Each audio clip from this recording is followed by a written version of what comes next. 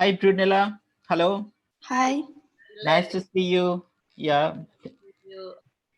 Thanks for the wonderful initiative. I really like the course content. I hope so. Where are you from? Where are you talking from? Yeah, I'm from Bangladesh. I'm from Dhaka, Bangladesh. So. And Okay. Okay, so shall we officially begin? Yes. Yes, yes. So I'll turn on the recording.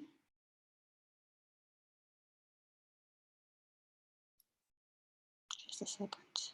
So, hello and welcome to the New Center seminars hello and welcome to the first session of the New Center seminars Machines Before the Machines, a prehistory of cybernetics. The seminar will address the reconstruction of modern philosophical theories with a special focus on those which envisage and prepare the rise of cybernetics and system theory. The seminar will pay special attention to the ideas of force, vive, feedback loop, material, automatic, and living manifestations, goal-seeking machines, and the finitude of nature, as well as the materialization of the souls and the spiritualization of matter. Each session will be supported by the reading of some of the most representative thinkers in the historical time. The instructor of the seminar is Brunella Antomarini, PhD in aesthetics. She teaches aesthetics in contemporary philosophy at John Cabot University in Rome. She has a pluridisciplinary formation in contemporary epistemology, aesthetics, semiotics, theory of poetry, anthropology, posthumanism. Her current research interests concerns the analysis of common functions of the organic body and the retroactive machine through an epistemological convergence of different views, such as pragmatism, cybernetics, and system theory. A recent article on this can be found in Cognito, Sao Paulo, Pearson Cybernetics Retroduction Error and Autopiasis in Future Thinking. Among other publications, The Maiden Machine, Philosophy in the Age of Unborn Woman, Thinking Through Error, The Moving Target of Knowledge, and many other. She is also a translator from English into Italian and the author of children's book, Genesis in the Forest. So it is a really exciting seminar, and Brunella, over to you. Thank you, Sasha. So now I would like, thank you for this wide presentation. I would like to, if it's possible, to the students present themselves, quickly tell me what they are interested in, what is their main focus, so I can orient myself about how to do the introductions to the various authors. So yes, I think I will just go in the way I see people. So Eric, starting with you, I suppose. Yeah, okay. Hello, everybody. I'm Eric. I'm speaking to you from Germany. I'm a bachelor in sociology and philosophy, and my main interests are like specifically in the last couple of months and years in accelerationism and the philosophical underpinnings there, neo-rationalism, and but also very specifically this very abstract philosophical questions and their implications for social and political questions. And I'm very interested in the link of both, and not just, okay, simply doing philosophy. And yeah, I'm very excited what this course will be like and what we learn. Yes, Aladdin, over to you. Hi, my name is Aladdin. I'm in Switzerland right now. I have a bachelor in photography and a master in visual anthropology. And I do work as an artist and freelance researcher for a few years now about the relationship between bees and humans.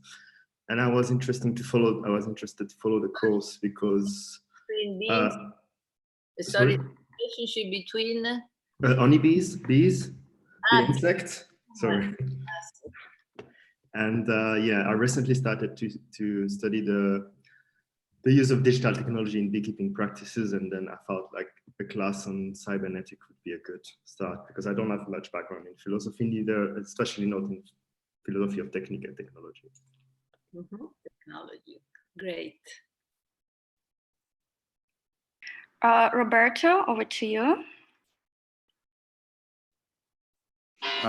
I'm Roberto. I'm based in Guatemala. I have a background in architecture and urbanism. And I'm currently collaborating in a collective called Autonomia, which is a cooperative hedge fund for different modes of collective ownership. Yes, Angelica. I'm sorry if I'm mispronouncing people's names. Just please correct me. My name is Angelica. I'm from Italy, but actually I'm in Paris. I'm enrolled in a master degree in aesthetics.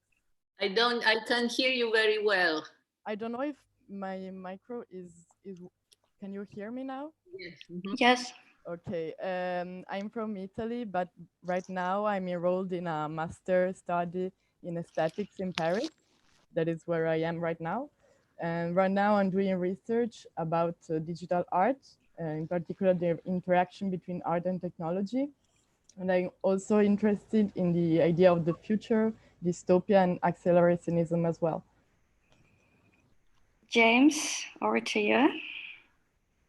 Hi, I'm James. I'm based in London. I did a geography degree for my bachelor's and contemporary art theory for my master's at Goldsmiths. And I've written recently a bit on like the apocalypse as like a sort of cultural cybernetic concept. And I've heard a lot about like cybernetics secondhand through like CCRU and stuff, but I'd really like to sort of get back to the source and understand it in a more solid and concrete way from reading actual first-hand text and things. So yeah, I'm super eager to take this course. Yes, John, over to you.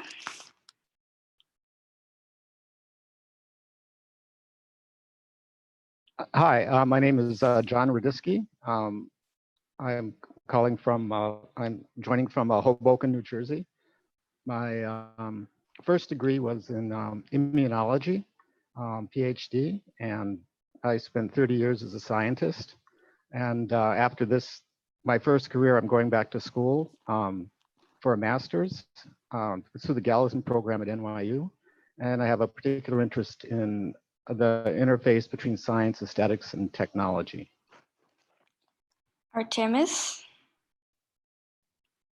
Hello, my name is Artemis. I'm from Greece, but I'm based in London currently. I studied architecture in Greece, and I'm currently doing a master's in the Bartlett School of Architecture called MA Situated Practice. It's something in between art and architecture based on the theory of Jane Rendell. My research is on contemporary nomadism, but I recently started researching, I want to learn more about cybernetics, and the seminar seems really exciting and really promising. So, Jack. Hi everyone, I'm Jack. I'm in Los Angeles, California. My background, my bachelor's is in literature, and my master's is in the criticism or art and technology with sort of an emphasis in aesthetics. A lot of my work has to do with a philosophical approach to contemporary aesthetics and how that impacts things. I've been doing a lot of work on composition as well as algorithmic sort of artistic projects. Yeah, very excited for the course. And Levin, I hope I'm pronouncing it right. Hello, I'm from Dhaka, Bangladesh, and I'm doing PhD in anthropology from Jawaharlal Nehru University, New Delhi, India. I'm working on climate change and Anthropocene in the context of the subcontinent. And I'm interested in continental philosophy, man-machine interface, and recent debates in philosophy of technology. Thank you. It's a wonderful initiative. I really appreciate it. Yeah. So yes, I'm Sasha. I will be moderating this seminar, and I'm interested in the material aspects in the production of the futures. And my background is mostly in contemporary art. and I'm really excited to for the seminar. So I'm giving the word to Brunella. Okay, thank you very much. So it seems to be a very interesting group, quite heterogeneous, and usually mostly interested in the technology. So I think I will use contemporary philosophers and theorists about the cybernetics as a background reading, background references. In any case, the course will focus on early modern philosophy. For the reason that we have to narrow down and go in depth into this alleged origin of cybernetics. So what does it mean, prehistory of cybernetics? Cybernetics first, as you may know, starts in the late 40s of the 20th century. It was a quite new science, considered to be a new science, interdisciplinary, ratified by the Macy conferences in New York. They would be interested in the man-machine complex, man-machine interaction, not interaction, but mirroring one another. They would study how a certain retroactive machine works, representing the way in which the brain works. So these last 10 years, maybe more, maybe less, they would go to London, the group would disperse, but we have an enormous legacy from that. Just one name, George Bateson, Gregory Bateson, and then we have Varela Maturana, with the branching off of systems theory by Niklas Luhmann, and so on. We could go on forever. But strangely or curiously enough, cybernetics faded into AI. The interest, the new computer science seem to consider obsolete the fact that the brain looks like a machine, it looks like the hardware of a computer, which doesn't seem to be the case. And AI became something more sophisticated than what the cyberneticians would claim. But cybernetics actually is the base of computer, the way that the computer works, systems theory. So it is, there's a core in the cybernetic mechanism that is common, according to me, and still to be studied to the man and to the humans and to the machine. This is called retroaction or feedback loop or the effector. So most of you may know these terms. We'll go back to them. So my question is, why tracing back the origin of cybernetics in philosophy?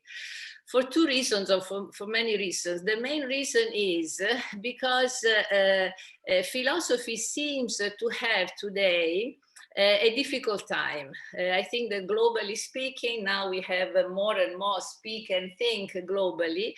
Philosophical language, philosophical argumentation seems to have reached a level of abstraction that doesn't correspond anymore to anything concrete. So what does it mean to have a concrete way to think and to know? It has been called embodied cognition, embodied knowledge. Cybernetic is one kind of embodied knowledge that contemporary philosophy, since modernity, since early modern philosophy, has forgotten. So if you want to have the sense of discourse in one sentence, I would refer back to Leonardo da Vinci, our first philosopher, not philosopher, our first thinker to be addressed, who dismissed and had the highest contempt for what he calls those sciences that start and end in the mind. So the mind seems to be an invention of modern philosophy. Why did they invent this mind that is disembodied? Can we imagine today a mind that doesn't receive its energy from the body? Of course not. It's quite impossible to conceive of this today. Why? Because of the new technologies. If the new technologies, digital culture, AI, AGI, that is this experimental futuristic attempt to make the artificial intelligence closer to the human intelligence, we see what this means. This means that we have to reflect again upon this cybernetic core that is common to the human and to the machine. This is called the ManMachine Complex in cybernetics. The very term cybernetics is a Greek term, you may know, maybe. Kubernetes is a Greek word that means the one who governs a ship, the pilot of a ship. So the ship is not just one entity, but it is a system in which the man governs the ship at the same time in which the ship governs the man. So the ship goes only thanks to the cooperation between a mechanism and a human listening, a human getting the information from the machine. So this is the starting point of information theory. That is, the machine informs the man, the human, which in its turn corrects what is needed to be corrected. So a very basic way, a very basic example of embodied cognition that is to be connected to cybernetics is our body. Our body is a cybernetic machine. When we walk, we oscillate from one side to the other side because we are bilateral animals. Bilateralism is not something that could have been avoided in evolution, because being bilateral means that when we walk in one way, we are able, given the bilateral structure, to decrease the energy on one side in order that we can go back to the other side. So walking is a cybernetic mechanism, which is a cooperation between our body, our feet, the floor, the weather, the resistance of the air, the ear has cybernetic cilia, cybernetic cells that move in the fluid, telling us how to keep an equilibrium. So our body is an infinite machine, an infinite amount of machines, and I'm quoting Leibniz here. Organisms are machines, but they are infinite machines that in which each system corrects the other system. So we're going to see how this structure works through the first great modern philosophers. Bacon, of course, Leibniz, Spinoza. We'll go through each of them step by step. I'll go through each session in the second part of the class. They seem to be quite far away from this embodied cognition. Why? Because they have invented the mind. They are mainly rationalists, including, I would say, the empiricists, because however, the empiricists, they think that only sensations work, but they treat a sensation in an abstract way. So what is the link between this abstract rational thinking and the inevitable, necessary embodiment of cognition? Can we find in these philosophers who are as fascinating as obsolete? Can we find a way to reread them in a way that can be useful to us? To us who, you know, the ones who are immersed with the technologies. All of us are cyborgs, you know, my reference can be Donna Haraway rather than Katherine Hayles, Rosi Braidotti, you know, all of these philosophers. Pickering, who has a work on neo-cybernetics, and others. We'll go through them as side references because our focus will be on modern philosophers. These philosophers, of course, draw our attention on the fact that technological embodied cognition is necessary. The new technologies cannot be ignored. What happened instead in the late, why were they ignored? Because the contemporary philosophers, that is the 20th century philosophers, being the heirs, being the legacy of modern philosophers, they took, once that this abstract rational thinking was established institutionally in universities, they would but attack the technologies. Maybe all of you or some of you know the fact that the main philosophers of the 20th century, from the existentialists to the phenomenologists, Heidegger, Frankfurt School, neo-Marxist, they attacked technique. It was a mainly anti-technique amount of currents. Why? Because according to them, it is the responsibility of technique, the technology, and the science to reduce human beings to objects. At the same time, what happens next? Philosophy has to base their own thoughts on something more concrete than just the Heideggerian vocabulary lexicon, which was fascinating but attacked on its side by the neo-empiricism, etc., as being what was called continental philosophy. Continental philosophy, maybe you know, means using a self-sustained language, self-sustained style. Heidegger style is wonderful, but we can't speak that language anymore. So this attack was due to the fact that they had to defend this language, as if this language protected our being human. 21st century, we are mature enough to acknowledge the fact that we are the creatures of technologies. We are speaking now as a man-machine complex. I couldn't speak to you without the technologies. So it's paradoxical to attack the technologies through the technologies.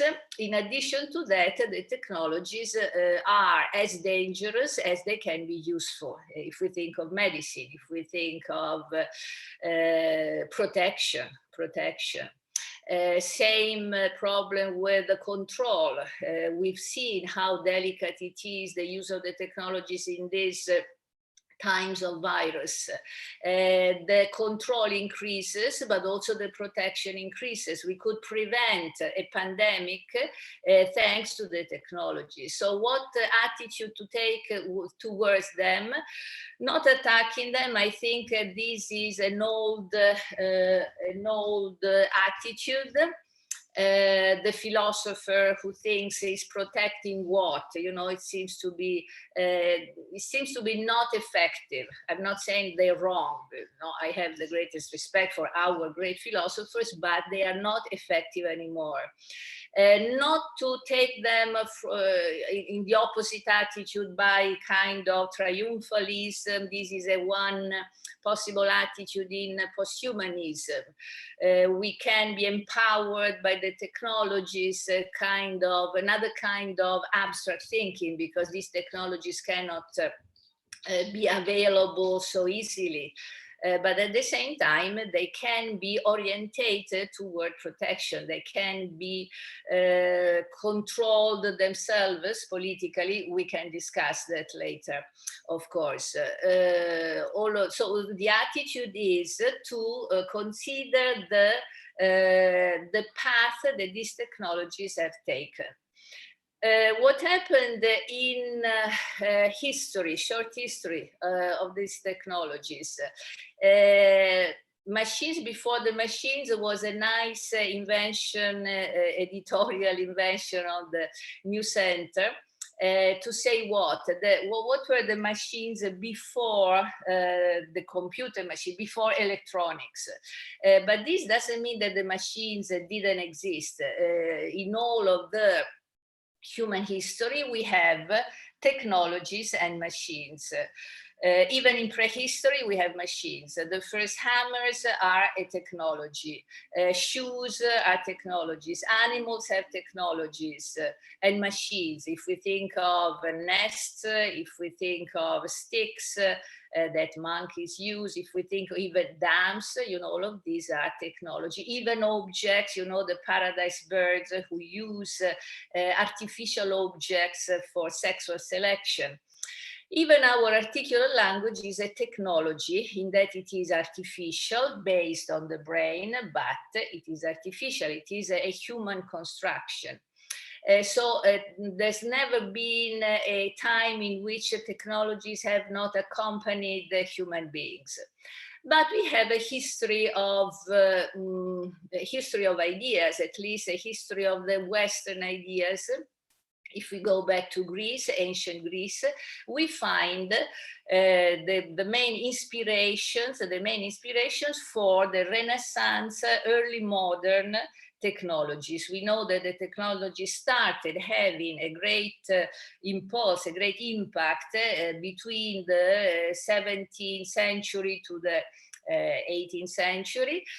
For a long time, they were considered to be the first time of the technologies, but actually they were mostly inspired by the ancient Greeks. I'll show you something about that. Where did the Greek take these technologies of the times? Probably from China through the Arabs. So you see that we become global. Usual wonder, why didn't the Chinese use those technologies so much as they were used and developed in the Western world? Maybe I'll give you a short text from Lucio Russo, seminal book called The Forgotten Revolution, in which he has an interesting theory. Only in the Western world, these technologies were enormously developed for the reason of migration. The Mediterranean area, thanks to hunger and famines and wars, collected so many different traditions that each technology brought from one particular tradition could be added to the other ones. Being far away from their countries, they didn't have this that sensation of keeping the secret. We see that in the technological, among the technicians, they have to keep a secret, the secret of their inventions, in order that they are not stolen. Once that they are out of their countries, out of their religions and their traditions, they are freer to mix up all the traditions and techniques, all the techniques. So gunpowder plus metallurgy. Steam engine plus metallurgy. All of these, lens and telescopes and microscopes, all of these mixing up of the technologies started building a virtuous circle. That is, the more technologies are meshed, the more technologies can be developed, and so on and so forth, until we arrive at this today enormous what has been called singularity, which is not Western anymore. Of course, it has become global. We know how India is becoming the protagonist of the new technologies, or maybe we cannot find any country which is more powerful than another one. You know, Italy, however, we have become poorer and poorer, but we have an enormous amount of research. We have nuclear accelerators, we have studies, research in nanotechnologies, we have biomimetics, we have in, I think, Florence, can't remember, we have plantoids, they make plantoids, they make animaloids, etc., which is just an example of how we don't have to find a country which is more bent to the technologies anymore. So what happens?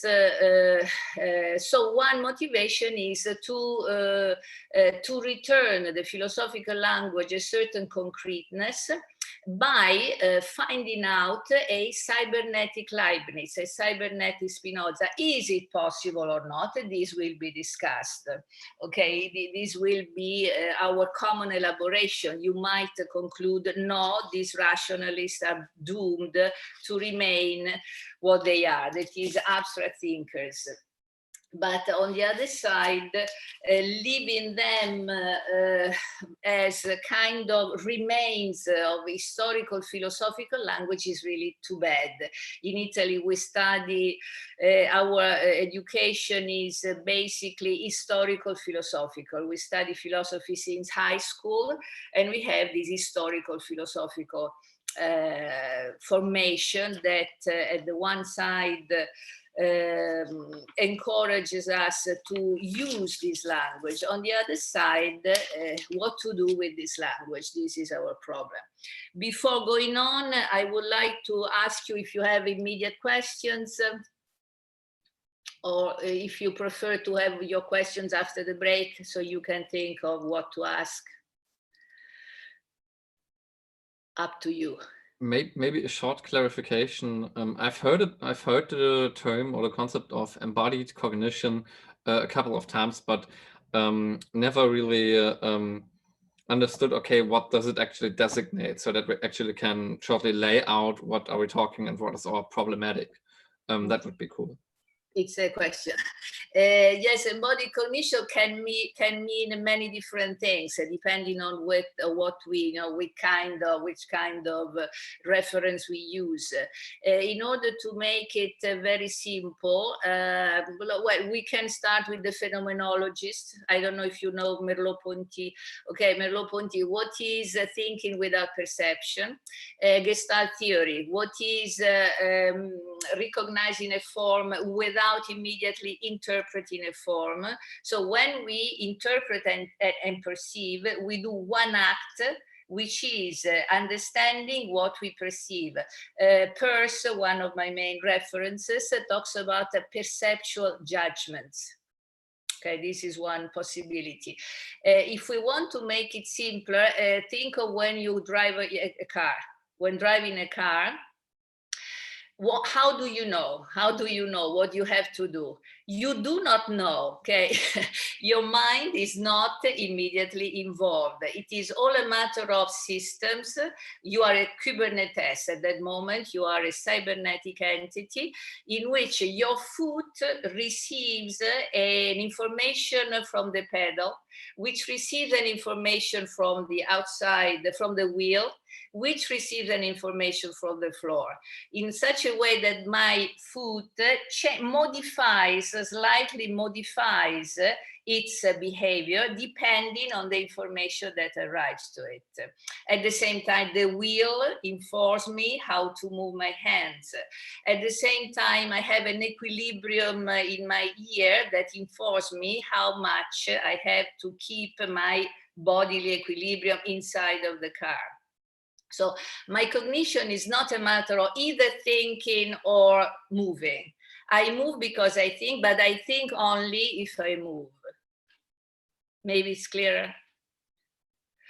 Embodied, I also intend it in the sense of the machine, because cognition can be embodied in the machine, because this car knows, okay, this car knows what to do thanks to the driver, but the driver knows what to do thanks to the car.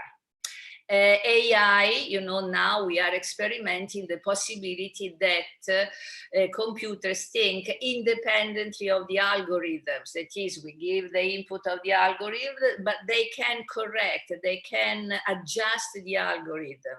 Of course, don't ask me technically speaking how this works, but this is called also AGI, general intelligence, in the sense that the computer, the AI might in a near future, I don't know, because it's all a matter of experimentation, be able to apply the algorithm that it has received to another field. This is exactly what we do, our mind, our cognition does. So I intend embodied cognition, whether it is embodied in a human body or in the machine.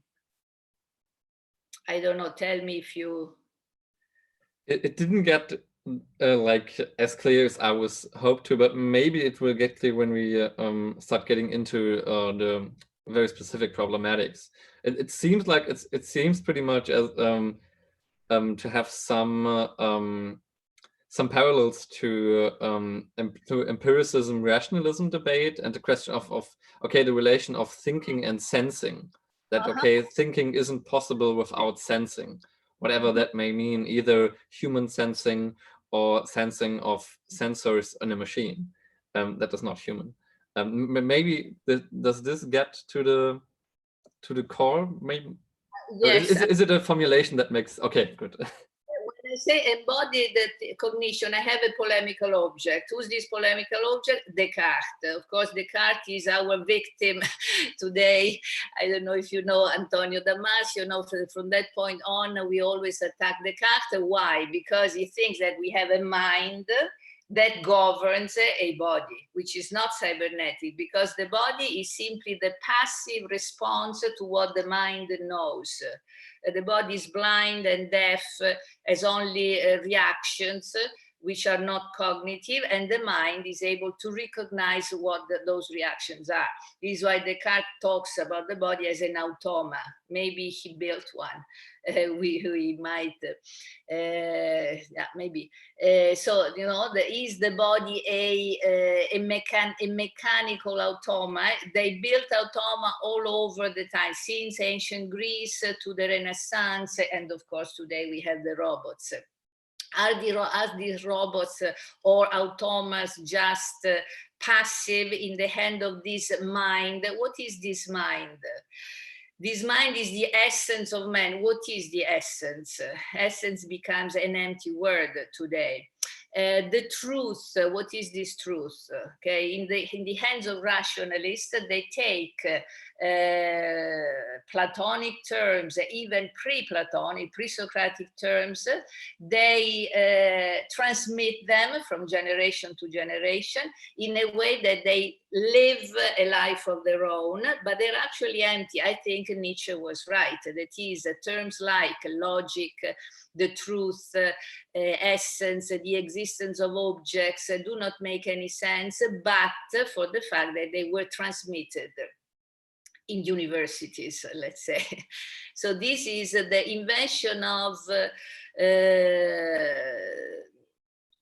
language that does not correspond to anything anymore, unless we find the core of this embodiment. So one possible way to contrast these ways of thinking is causality. For instance, so we'll go through these different abstract concepts, applying them to our philosophers, trying to find the new different ways to interpret them. Causality, something is the cause and something is the effect. In a linear way, we have a cause and then we have the effect somewhere else. Cybernetic causality, the cause results in an effect that retroacts on the cause. This retroacting on the cause makes cause-effect one system.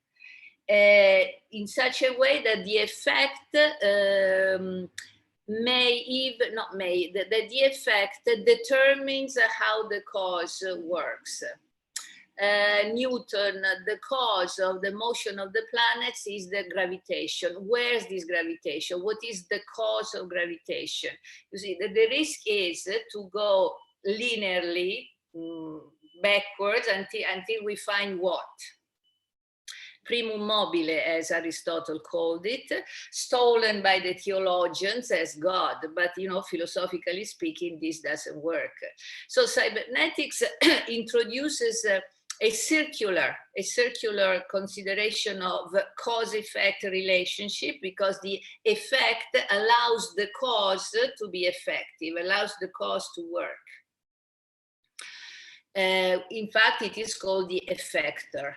This cause is called the effector. So anything that exists is self-caused,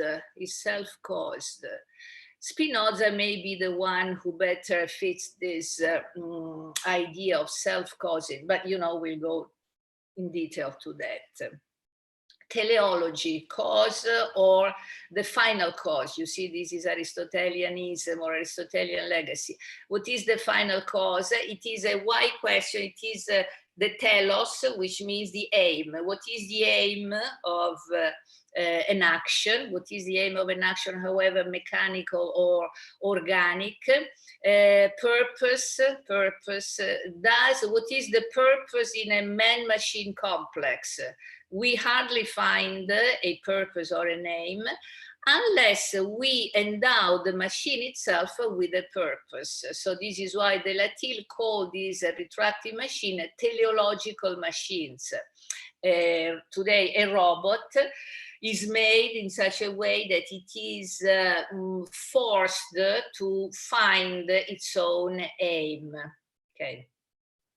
So instead of insisting on the purpose, we'll see how the purpose itself can be mechanical if we consider the effector. Error is another point of inquiry. These philosophers invent the opposition between truth and error, certainty and absolute nothingness. We'll see how without error, there would be no truth. This is a main or a basic cybernetic notion. Without error, the necessity of error. Again, when we drive a car, I decrease the motion of my foot, and therefore the injection of fuel by receiving the consideration of a possible error. I anticipate an error. So if the machine is slowing down, I give it a positive feedback, correcting the decrease of energy. I give it a negative feedback if I have to decrease the amount of fuel. So error is another notion that the modern philosophy has dismissed. My point is the way in which modern philosophers have denied the value of technicians. This is the point. We'll touch upon some sociological view that is in whether it is ancient times or the Renaissance. We see how these two ways part and never be unite again. That is, the one way is the technician's intelligence. I'll show you a PowerPoint about that. And the other one is the philosophical intelligence. Eric, tell me more if you need more clarification, or we can do it later. I think this was quite, it seems, at least that's my impression right now, that we actually need new categories than those we are used to in the philosophical tradition, or at least which I'm used to maybe articulate this problem of embodied cognition, of what is it we are searching for to formulate. And yeah, I think it will get clearer when we get into the material itself. And I mean, I can ask anytime if it doesn't, so. Absolutely, absolutely. No, it is a seminar, so we elaborate together. We might conclude that these philosophers actually cannot fit the new categories that we need now. Or we can conclude that actually we can have a cybernetic Spinoza, a cybernetic Leibniz. Okay, the discussion was quite clear at the time. We see how Émilie du Châtelet, the only woman we can address, unfortunately, was a Leibnizian, but a translator of Newton. So she has maybe an original view of how this telos, teleology can be interpreted. That is just an example. Whether all of this has nothing to do with a teleology that is cybernetic or not, we'll decide it. I mean, it will be the point of discussion. So feel free to say that you disagree. What else? Yes, as I said, there must be a motivation that has a political impact. We'll see that later. Other questions? Maybe I just have a question about the difference between technique and technology. I remember a lecture by the science fiction writer Ursula Le Guin, when someone asked her like, "Oh, you have quite a bad vision, a dystopic vision of technology," and she answered, "What do you talk about? Are you talking about machine like computer or a stick?" And I was wondering if, I mean, it's maybe not an interesting question, but it's something I'm thinking for a few times now. And is there like a drastic difference between the stick, the technique, and like technology, which would be, the technique, which is really closely related to modern science? Mm-hmm. Well, technique is a rule. I would say the technique is the way we conceive of the rule through which a technology can be built. So the aim of the technician, the mechanicien as they were called, is to reach a goal, to build a good machine. Okay, which is a technology. So I would say that the stick is a technology. What the stick can do is the technique that can make the stick work. Okay, so when the monkey uses a stick to attract ants in order to eat them without eating them directly with their mouth, they use a technique that works. Therefore, this stick becomes a technology. I don't know if this clarifies. So technology is the final result. Can we say that technology is the final result of a process, which is a process of thinking and a process of exploration and experimentation, of course. Experimentation, exploration is an embodied cognition because we try something, we fail. We use our body when we try something, at least we try our hands, because an experiment means a theater. We'll see how theater mattered at the time in modern times, in which the model, today would be called theoretical model, of what really happens in the natural world works. That is, the model exhibits, shows how a technique works. So this theater is the model of the way in which the technician's intelligence works. Philosophers acknowledge this, of course. Descartes acknowledges the work of the technicians. He has, Descartes himself invents a geometric compass, but when we study Descartes, we study, I think, therefore I am. Okay, this is my the space that I might find in reinterpret them. We'll see how these philosophers, for some reason, for reason of social reasons, political reasons, they need to deny any value to the technician's intelligence. So when Descartes says nature is a mechanism, what matters to him is to reduce the value of the technique to what the mind discovers, recognizes as truthful, thanks to a correspondence. You see this correspondence between this alleged subject, which is the mind, and the outer world, which is nature. We'll go back to that, of course. This structure of knowledge, subject here, nature there, is untenable, doesn't exist. Can we find an example in which I am here and nature is there? I am here as a subject and the object is there. I find out the cause of this object. It's never the case.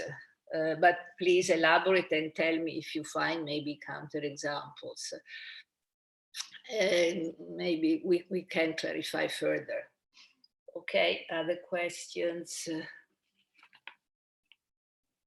I had a question about the definition of technology, and I came across a definition which basically read that technology is an interface between human and material world. Like, I'm not really sure I'm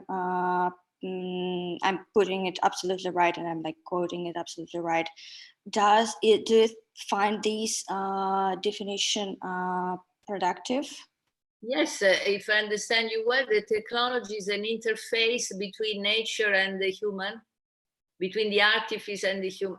Yes, technology is an interface. It is not an object made by human beings. This is another one of our illusion, rationalistic illusions. We are intelligent. The natural objects are passive objects. We manipulate those objects, but we ourselves being made by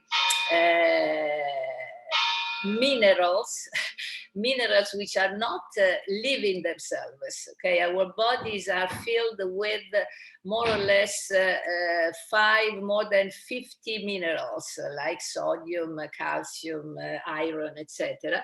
And thanks to these inanimate elements, can we become living beings? This is why Leibniz says we are infinite machines. So a technique is not something to be opposed to nature, to natural objects, because natural objects have a technique that make them work. So a stick is made of a piece of a bough of a tree. So the tree itself, the bough itself, has a technique that makes it work. It is artificially manipulated in order to become a technique that makes the survival of the monkey possible.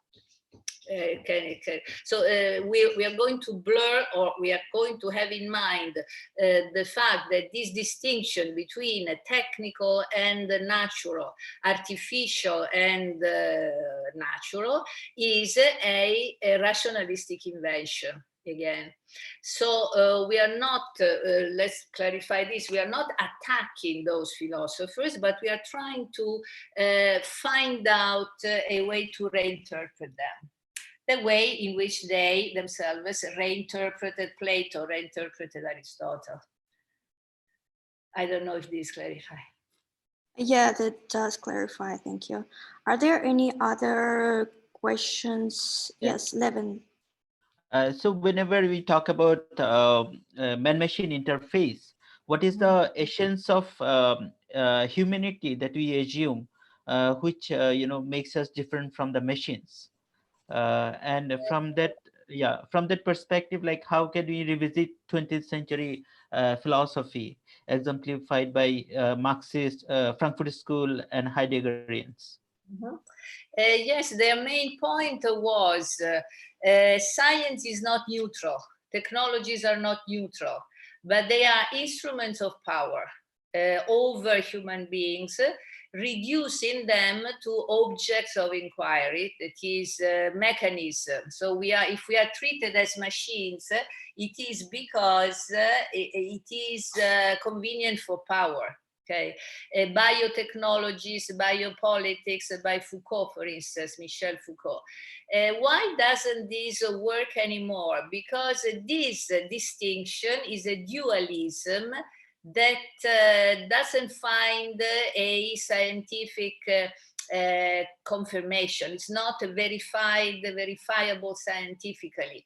We are machines, but we are so much more complex than any machines or any robots now, that we think of ourselves as not being machines. But every part of our organism has a machine, has a technology, a technique that allows all the other parts to work.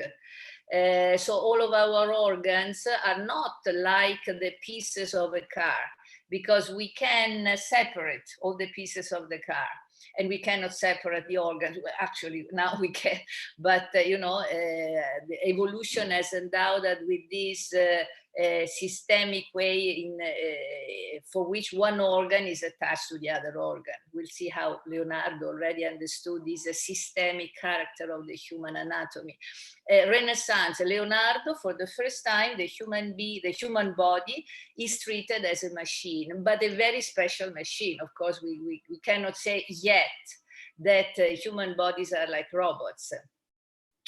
It's called wetware. No, our brain is a wetware, it's not a hardware. Robots still work exclusively through physics. Our body, our machine works through chemistry, and the robots haven't been able yet to be so complex as we are. So in a sense, we recognize the distinction. In another sense, we won't, but please tell me if you agree with that, because again, rationalism was the legacy of scholasticism, of theology, that made philosophy mainly anthropocentric. So we felt to be special in the universe, special on Earth. We have shown enough, more than enough, that we aren't special at all. So we are not only not superior to any other animal or living entity or non-living entity, but we are just, decentered, completely decentered. We are not the center of anything. So this is to be connected to posthumanism. Posthumanism in a certain way that attacks anthropocentrism. Rationalism, only human beings have reason. It's not true. Can we say that? Can we share that? Tell me. Yes, so many critics argue that posthumanism is an ideological manifestation of late capitalism. So, like there are many posthumanists who advocate socialism, Donna Haraway, for example. So how would you explore different versions of posthumanism? Like how, yeah. Question, very good question. When we arrive at Adam Smith, we'll have to face the conflict, because Adam Smith, inspirator of Karl Marx, is the father of capitalism, which is a way to conceive of cybernetics, demand supply, cybernetic mechanism is capitalistic, and Adam Smith defends it. Karl Marx discovers that it doesn't really work so well. So we have to discuss this possible convergence between not posthumanism. Why do you think? Yes, I understand what you mean. That is, when posthumanism means the glorification of the technological human, of course, it converges with the capitalistic investment on these technologies that I think they may work, but I don't think they may be anything defendable from a philosophical point of view. There's a strong current about that, but I don't think we could waste time in that. But posthumanism is absolutely important to overcome anthropocentrism. Katherine Hayles, Donna Haraway, and other references, we'll see that. It's more a matter of deconstructing. I take posthumanism to be a negative philosophy of deconstructing the human-centeredness, rather than to positively describing the new human. There's also a misunderstanding of Nietzsche about the overhuman. Okay? The overhuman cannot be a strong human. Doesn't make any sense. But again, we can discuss it. Posthumanism can mean many different things. So cybernetics will arrive at that with some conflict that I don't find solved, but we have to acknowledge the matter of fact. Adam Smith, philosophically speaking, value. Where's the value of anything? It's so strong. It converges with a defense of capitalism, what to retain by Adam Smith, because if he has a strong theory, we have to face it. We don't like capitalism. Can we converge about that? But how to criticize the philosophy of capitalism is not so easy today, because Marxism doesn't work anymore. We can discuss it too. Are there any other questions except for Eric? I see you, Eric, but are there any other questions?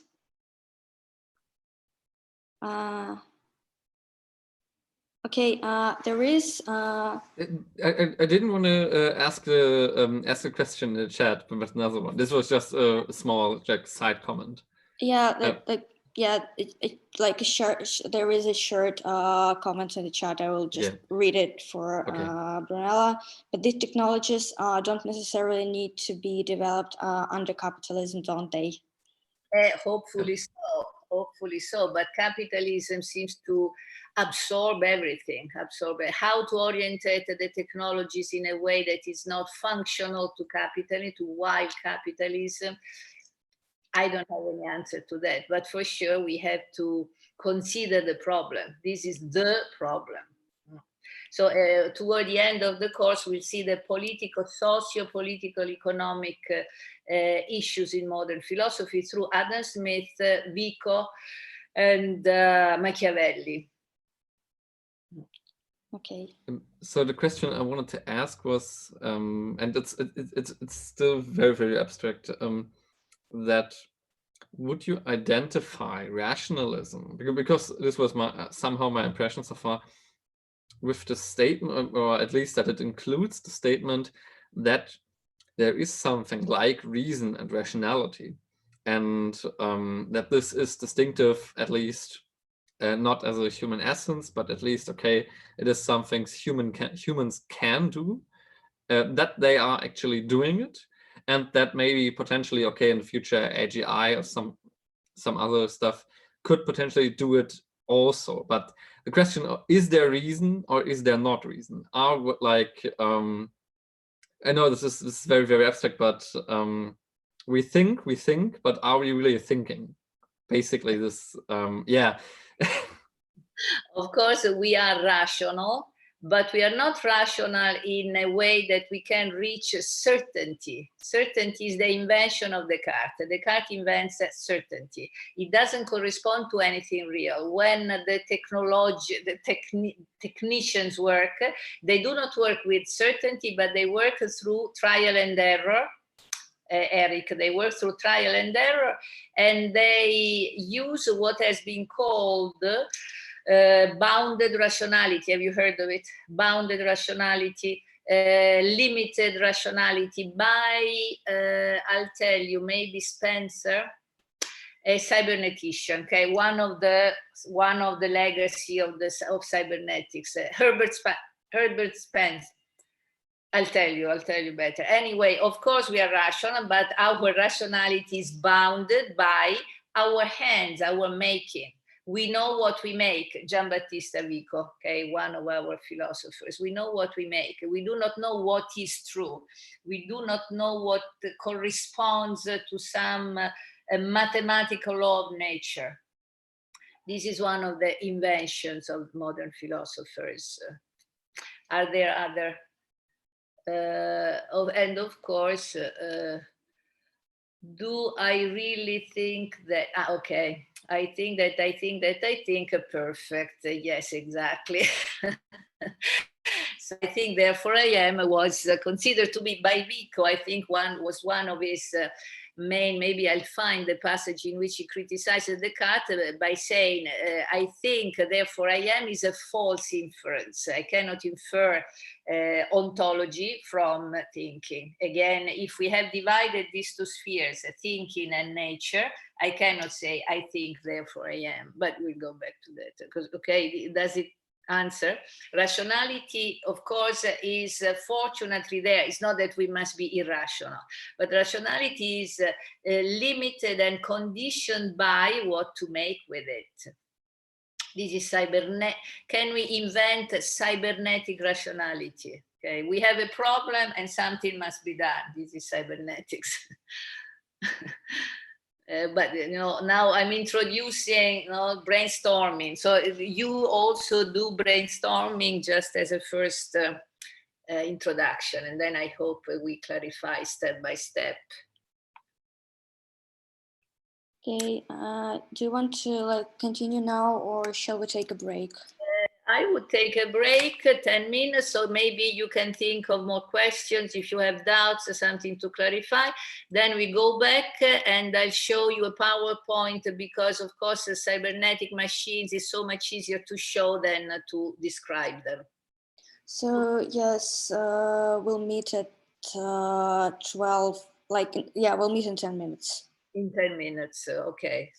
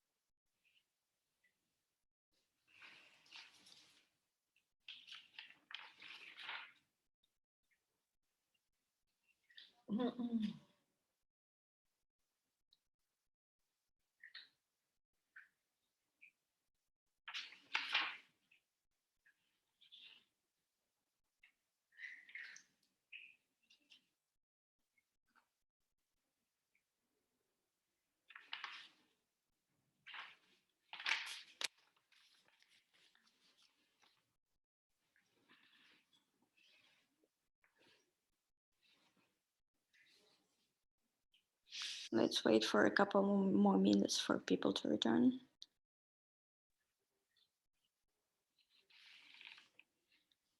So now we'll show the PowerPoint and then we can go session by session. Yes, this totally works. Yes. Or let's wait for more questions, maybe. Yeah. So your focus, your main interest is art. Yes, I'm like I come from an art background, and like yes, so it's mainly art. It's post-colonial, decolonial theory. So I'm kind of, I think I'm weirdly furthest away from the things we're supposed to discuss, but okay, but it still is interesting. Well, we'll see. If you want to have more art, let's see. I know we can adjust. I can adjust to. Well, Leonardo is an artist. Yes. So.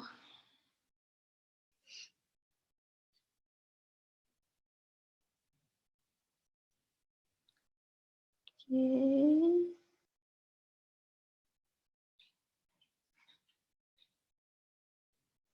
Okay. So is everyone back, I suppose? Okay. Okay, are there any more questions?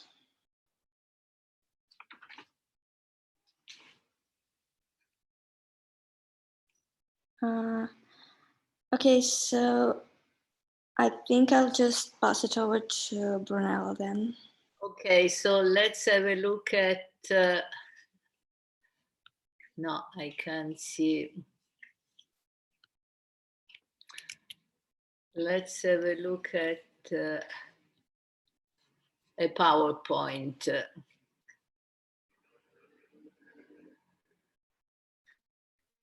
Can you see my PowerPoint? Okay. So cybernetics, a new science, organism to the reproduction of the process in machines called retroactive machines. So this will be one of our basic notion, how a machine is able, and not all machines do, to retroact on some cause that issues that gives a certain result in order to correct it. This is the first, most basic retroactive machine, which is an ancient, of course, the lever. The lever is not ancient, but it is even prehistoric tool. Once that we start using a lever, we are ready to become cybernetic, because as you can see in this image, the arm works together with the stick in order to lift a weight that wouldn't be possible to be lifted by the arm alone. So the muscle is weaker than the mechanism. The mechanism makes up with the limit of the arm and lifts an enormous weight, enormous with respect to what the organism, the human organism can do. The lever has this mechanism, it by going down, it returns, goes back and moves the stone here in a way that during this movement, the arm corrects itself. If the arm moves too quickly, the stone jumps away. If the arm doesn't move with enough strength, the stone doesn't move. So the arm has to correct, and this correction means that an error is always the case. We do not avoid an error to inform the arm about the way in which it has to anticipate the next step. So we have a next step depending on the previous step. Of course, this will become more and more familiar. The Stadera or Libra is a lever. We know that the distance between the two arms determines the amount of weight that the Libra can lift. These are drawn from a book by Girolamo Cardano, one technician of the Renaissance time. He knows Leonardo, so is one of those who have a philosophy of their own, but they have never been recognized as philosophical. Why? Because they are considered to be a kind of lower class with respect to the philosophers. The philosophers do not recognize them. In addition to that, these technicians in the Middle Ages, they worked occasionally. They worked when something was necessary. They would invent machines in order to help in some work. Then they build workshops, especially now we are talking about Mediterranean Italy. Imagine that in the Renaissance, there were thousands of workshops, botteghe, all over Italy, in which this work is run by families.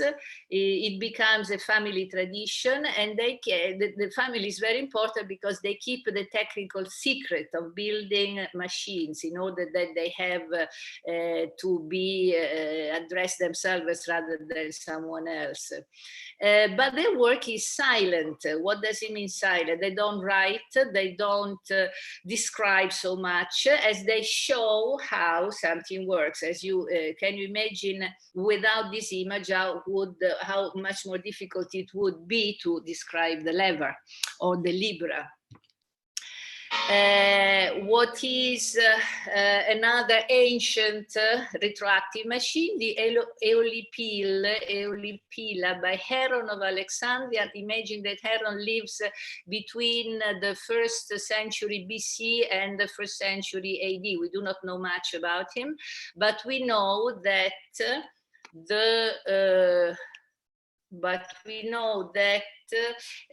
Leonardo knows Heron. All of the Cardan knows Heron. So this machinery, this is a steam engine. Okay, if you want to understand, this is a steam engine. We have fire here. It heats water. It becomes steam. The steam passes through these two small tubes in a pila, which means a sphere, and it goes out, the steam goes out from these two holes, making the sphere move by itself. This is the first cybernetic machine called perpetual motion. Leonardo works much about the perpetual motion. What does it mean? That the machine moves itself. The effect causes itself. Okay, so can you start understanding what this self-causing means? This is Heron's open door. They would build temples in which the door, out of some divine, of course, this is a stratagem of these magician, out of some divine intervention, opens by itself. Okay, so the door opens by itself because we have fire here, steam going here, moving this buckle that moves these two rods that move the doors open. You can find more of these, and you can have fun about finding more ancient pumps, water clock, Antikythera. All of these are ancient cybernetic machines. Why studying them? Because without understanding them, we do not understand the technologies, how omnipervasive and natural the technologies are. In the Renaissance, these philosophers know these ancient cyberneticians, let's call them like that, but they hide their knowledge. Hypothesis. Via de Honecourt, we are talking about the Middle Ages. This is a self-moving wheel. Again, I referred you to YouTube. You find it's very easy to understand when you have YouTube, but I've been told that I cannot show YouTube here. So these are little hammers that, thanks to gravity, after a first impulse by a human hand, they keep moving by themselves. Why? Because gravity moves the hammer from this position to this position, the weight moves it down, the elan, the momentum moves it up, and so on and so forth. This is the machine that causes its own motion. This is Leonardo Perpetuum mobile. So if you think that Leonardo has invented a lot of machines out of nothing, it's not true. We found out when studying Leonardo more and more in depth, that he knows a lot about these ancient technologies. This is same mechanism. The wheel moves itself. Cardan, Gerolamo Cardano, this is called the Cardan joint. He knows it from Philo of Byzantium. All of our cars, maybe I don't know if all of them, but most of our cars have this Cardan joint, which modulates or moderates the impact of the wheels. Imagine the wheels are here, the impact of the wheels with the soil. Printing workshop. Without printing, we wouldn't be able to understand how in the Renaissance they could conceive of so much development of machines Why? Because now, after being occasional workers, the technicians have workshops. They're still considered to be illiterate, working with hands and therefore not with reason, working with body and therefore not with mind. So the hiatus between philosophy and technique is still there, and it becomes more and more relevant. And this is why we have this seminal book by Russo called The Forgotten Revolution. It was forgotten, the revolution of the techniques, new technologies in modernity, early modernity was forgotten. No, sorry, the new technologies of ancient times, Hellenistic times was forgotten. Why? Because there was no writing. Now they start write and they start making these engravings, these etchings, Jacopo Strada and his family. You see that the family is quite important. They start making these wonderful images of the machines that move themselves. You see the perpetual motions. I will send you this PowerPoint if you want to look at it. A water pump moved by a counterweight. The counterweight is a kind of valve that avoids the wheel to move too fast, and the modulation, this is called the negative feedback of the counterweight, allows the water to be lifted from here. So this is an hydraulic, called an hydraulic machine. Of course, what matters to us is not how these machines work. We are not going into detail, but look at how wonderful these are. Okay, these are works of art, made more for exhibition and the memory of their functioning than anything else. Still, so this is the starting point of this revolution, in which they are shown through these books. Another seminal book of the time, Jacques Besson, Theatrum Instrumentorum, Theatrum. These are considered to be theaters in which the exhibition is functional, Can you notice the perspective here? There's depth here in this etching. We find space, the third dimension of space, given by a subtle use of perspective. So perspective is the mixing up of a study of the eye, how the eye works. We'll see that with Leonardo, how the space can be described and how the machines can be shown in this theater. Okay, this is a kind of bidimensional theater. Actually, they were shown in theaters, real theaters.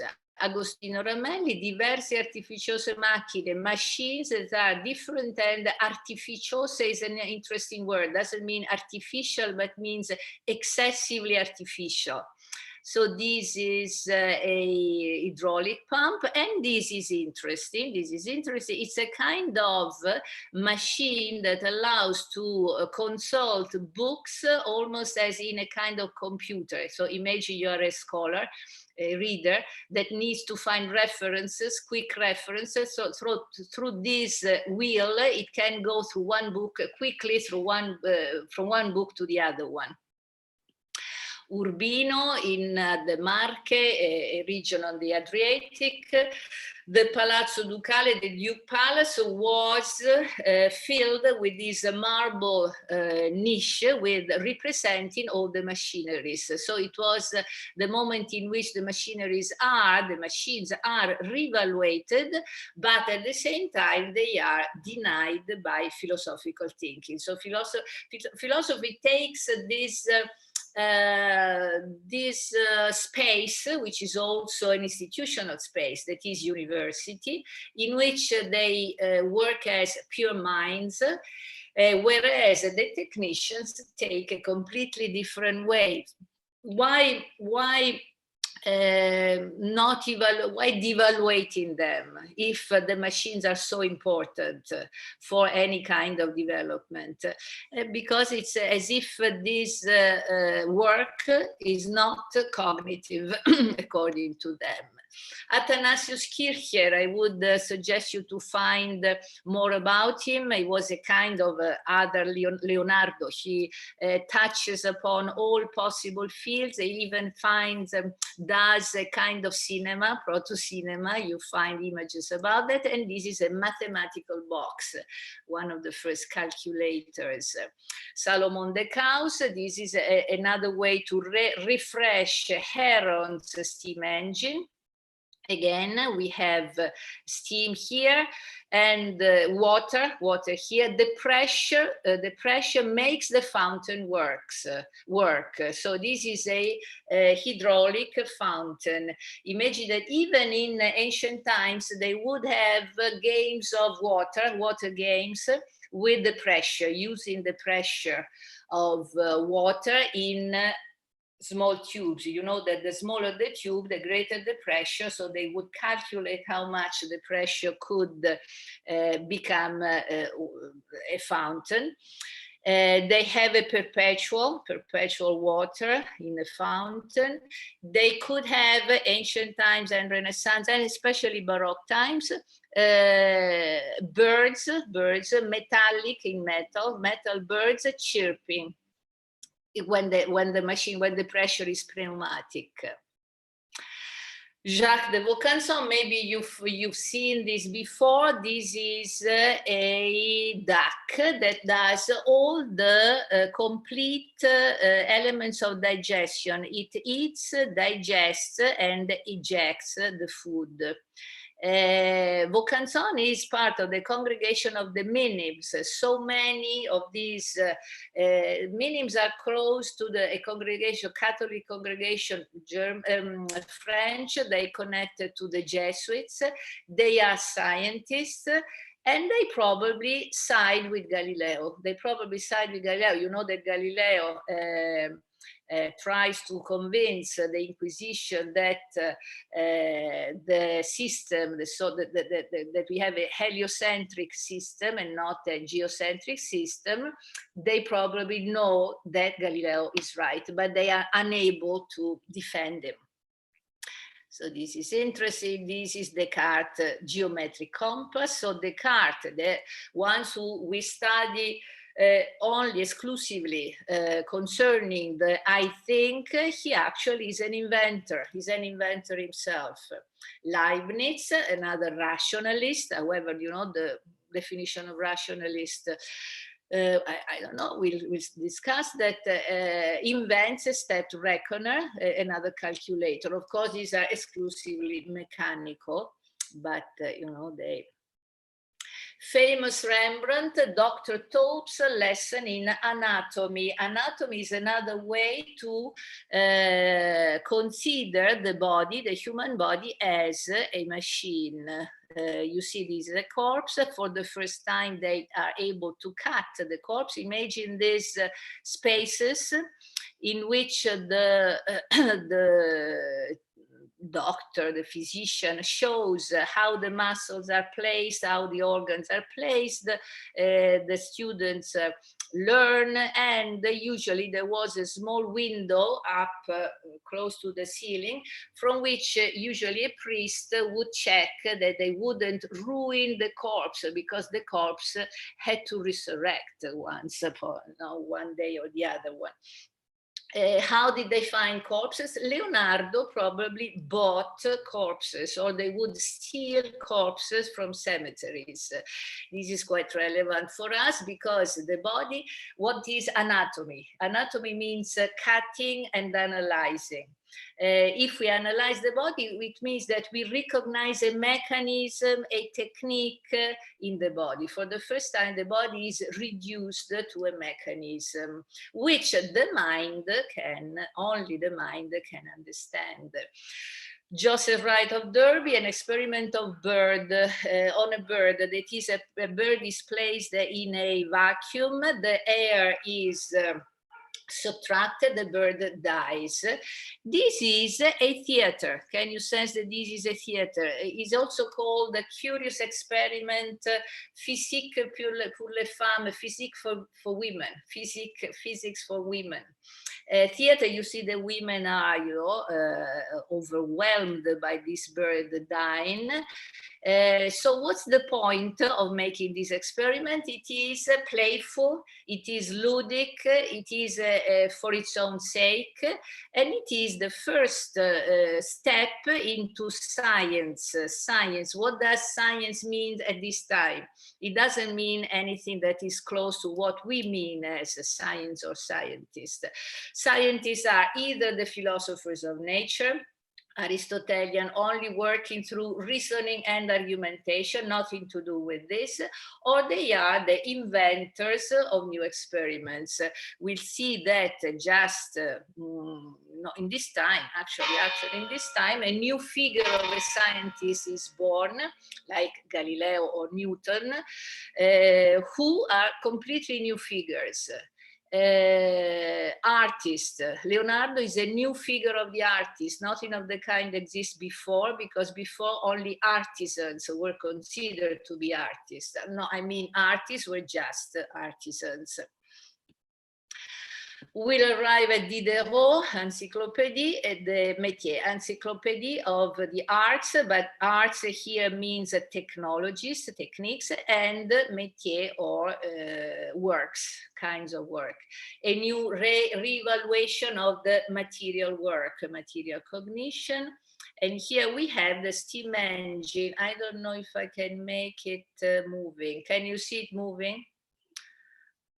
Ah, no, that's too bad. Okay, this is the way in which the heat moves the machine. You see the red is the heat moving the, moves the machine, and this is how, here is the way in which the machine itself provides for its own, the decrease of temperature of the heat. This is James Watt, the genius of James Watt. This is cybernetics, and this is again science, a completely specialized field that has nothing to do with philosophy anymore. So what are these machines? They are retroactive machines, okay? They have no external instruction. These are called automatic. The automa is a Greek word that means that moves itself. So automatic will pervade all of our classes, because what does it mean to have an automatic thought? Is reason automatic? If reason is autonomous from the body, does it mean that it is automatic? We'll discuss that. So the next step is the result of the previous step. So we study contingency. The rationalists can't stand the contingency, but how can we, or how can they dismiss contingency? Anticipated, cybernetic, or this is also called the logic of the invention, is a logic of the future. Whereas rationalism has a logic of the past. Argumentation is a logic of the past. That is, we find the matter of fact and we find the causes back in time. Here, in cybernetics, we anticipate the next future step. Okay, something must be done. We have an energy to decrease or to increase. Something must be done to solve a problem. This is the teleology that has nothing to do, again, with any philosophical description, definition of teleology, but we have a teleology. Proceed with the goal. We'll see what effector means. Adjusting to the environment. What's wrong with rationalism? The fact that they think that the truth has nothing to do with the contingent modifications of the environment. Disequilibrium. We need disequilibrium in order to find an equilibrium by correcting the disequilibrium. As I said before, when we walk, we continuously correct a disequilibrium in order to keep our equilibrium. Types of work, thermic energy, pressure, steam that expands, and therefore by expanding needs to find a result, which an outcome that means dynamic energy, mechanic energy, motion. Anti-gravity, these machines And maybe any of our embodied cognition is aimed at contrast gravity by lifting, flowing, rolling. Okay, this is embodied cognition. Whenever we think, we also move, and we also avoid death. No, gravity means death. Exploratory experimentation, we need to make an experiment and to risk the failure of the experiment. We'll see how Leonardo fails most of the time, but he's a genius. Spectacularity means to make the artifice seem natural. Okay, the object seems to choose, seems to define necessity. This is the meaning of being an automa. Robot, today we would call it robot. So in ancient times this was called mirabile contra natura, something wonderful against nature, So the artificial means something unnatural. Thaumasia means miraculous. Paradoxa, it's paradoxical that a door moves itself. It's paradoxical that the robot Sophia answers with her own thoughts, because we know that she doesn't. Metis, this is interesting for us because we have a type of intelligence that is called the metis, kind of astuzia, kind of smartness, kind of ability to find something new to solve a problem. Whereas the rationalists, do the rationalists accept this type of intelligence? We have to decide it. Techne or mechane means devices. Mechane, from which mechanical, machine, means a stratagem to solve a problem, to overcome a problem or correct errors. Subtilitas, to be subtle means to be precise in calculating the ways to solve problems, and subtilitas will be translated in philosophy as the invisible power of reason. So the logic of invention, which is to be opposed to the logic of argumentation. I would like you to elaborate on that, to see the difference between these two types of logic, maybe next class. So the inventor knows how a machine works and shows. These are silent people. They do not speak, they do not write. This is why they tend to be forgotten. They show how something works. This is why they need theaters. We'll see how they need special context. The philosopher of nature, also called the scientist, knows the causes or the sufficient reason. This is to go back to Leibniz, and therefore they need words and thoughts being made explicit in logic, written logic. But in addition to the inventor or technician or the philosopher of nature, of which our philosophers that we are going to tackle are the heirs, we have a new figure of the scientist. It is not a philosopher of nature, we'll see why. It is not an artisan, but it maybe it's both.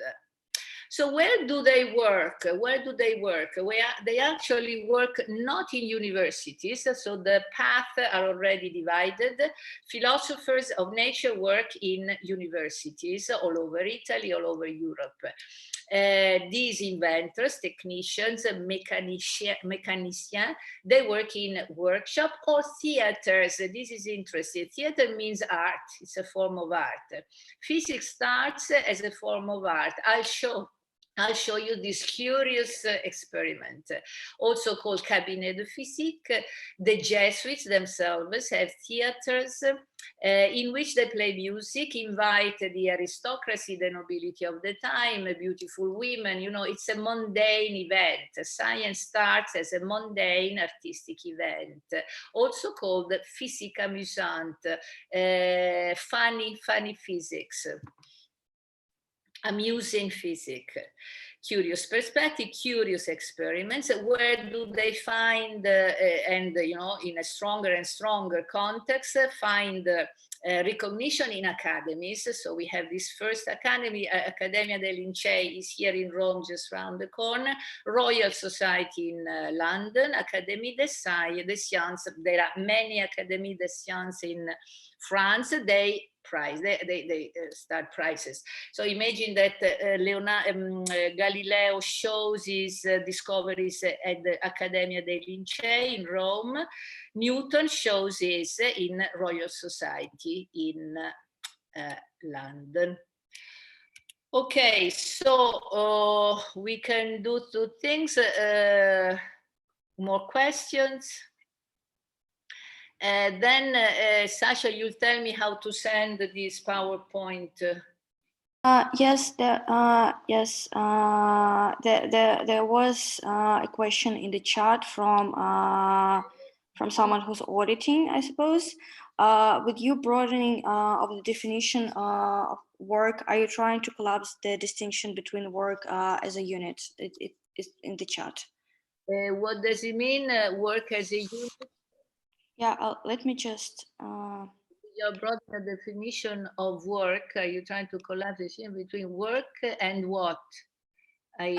Work as a unit. Cameron, I have updated you. I was just curious. Like in the sciences more typically, like working joules. I mean, basically. What? Like the unit of energy, work in joules, like in physics and chemistry. In between distinction between work in a unit of measure. Yes. I'm sorry. Yes. No, are you trying to collapse decision work and work through unity of measurement? No, why? This is the moment in which, this is the time in which unity of measurements start being developed. So imagine this artisan who doesn't know much mathematics, or doesn't use mathematics. Therefore, they try to make a machine, they repeat it through trial and error until the machine works. Imagine Galileo, who has to measure time, how much time can pass for the ball to the inclined plane.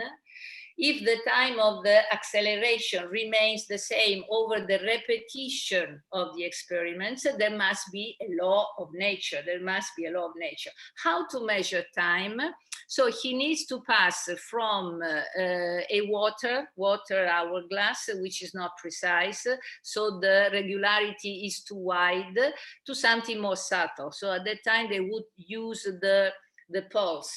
Can you say the pulse? But it's not precise yet. So he has to find, at last he finds the pendulum. Okay, am I answering you? I think so. Yeah, that more or less answers it. Thank you. Measurement is exactly what is developed now, because Galileo, Gotcha.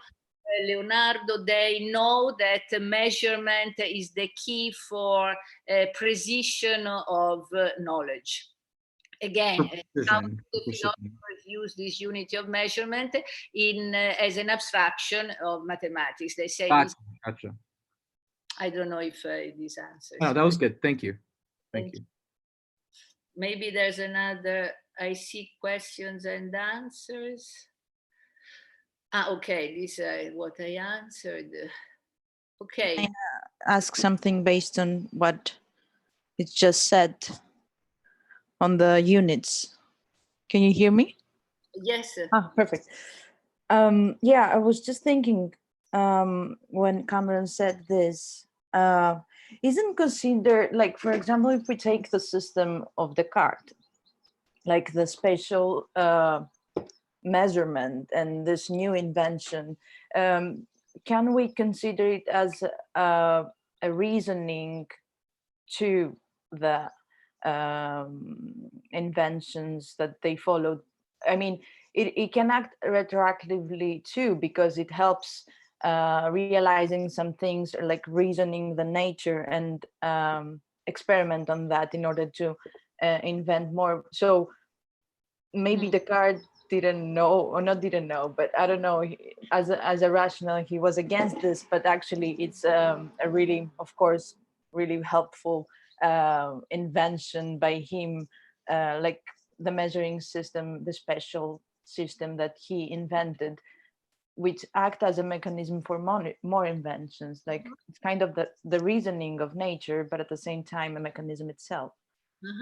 Absolutely, you're right. It's not that Descartes doesn't consider the importance of the inventions. He has a high evaluation of the inventors and technicians, only he thinks of them as being subjected to his command. He wants to be the philosopher who has the main tool for knowledge, which is reasoning, which is intuitive ideas, clear and distinct ideas, and the technicians to be the ones who can confirm the power of reason.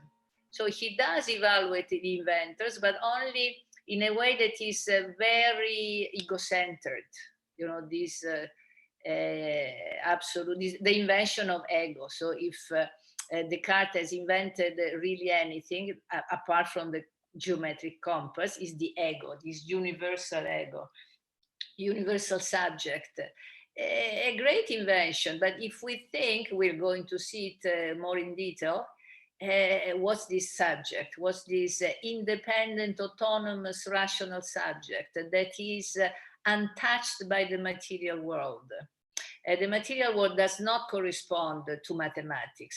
It can be used mathematically. This is physics, the application of mathematics to the natural world. But it's not a perfect correspondence. It is a perfect correspondence only if we follow the Descartes invention. Subject here, object there. Correspondence given by what? By God. Okay, so Descartes is not interested in God, I think, but he needs it to understand this perfect correspondence. So he is interested in inventions because they're helpful, because they make life better, but not so much for this reason, but for the reason that these machines confirm the power of reason. We can go deeper into Descartes if you want. Descartes is a good polemical object.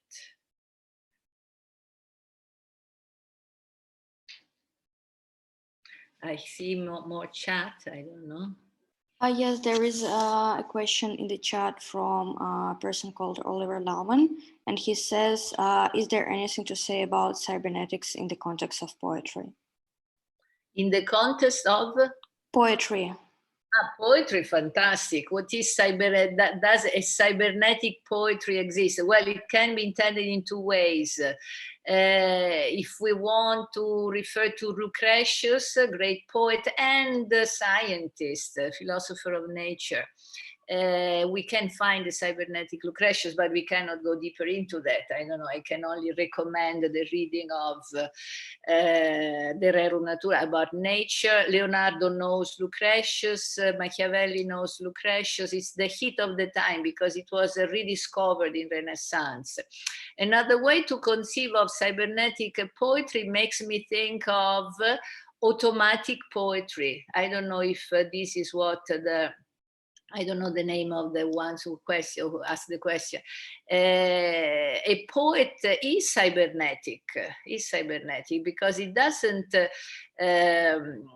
doesn't think rationally of what is meaning or writing or saying.